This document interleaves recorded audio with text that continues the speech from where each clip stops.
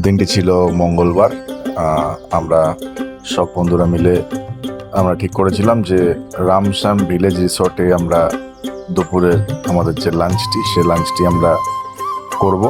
তো সেই কথা মতো কাজ, আমরা সবাই চলে গিয়েছিলাম সেখানে। তো খাওয়ার আগে দেখুন, এই তিনজনকে দেখুন একবার, এরা একটু ঘাম ঝরিয়ে নিচ্ছিল খাওয়ার আগে, এক্সারসাইজ করছিল।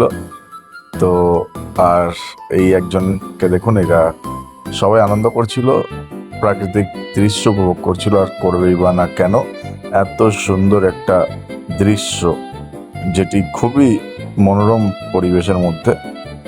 আর সেই কথা বলতে বলতে আমরা ভেতর থেকেও বাইরের এই ভিউটা এনজয় করছিলাম।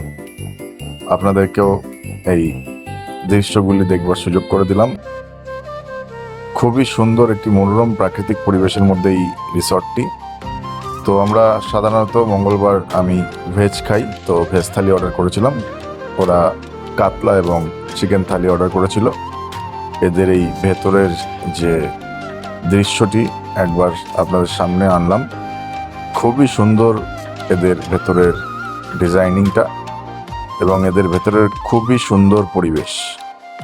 এই কথা বলতে বলতে আমাদের যে থালি ছিল, ভেজ থালি চলে এসছে। দেখুন একবার, খুবই সুন্দর থালি। ডাল ছিল, শুক্তো ছিল, স্যালাড ছিল, বেগুন ভাজা ছিল, শাক ছিল এবং পটলের দোরমাও ছিল। তো আমি একটু শাক দিয়ে নাড়াচাড়া করে নিচ্ছিলাম। আফটার দ্যাট ডাল, তারপরে শুক্তো এবং পটলটা কমপ্লিট করার পরে দেখুন চাটনিটি, কি সুন্দর এই চাটনির রংটি।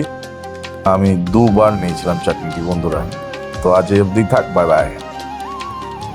আরও গল্পগুলোকে দেখতে একটু ফলো করে দাও, বাকিটা পার্ট 2 তে আসছে।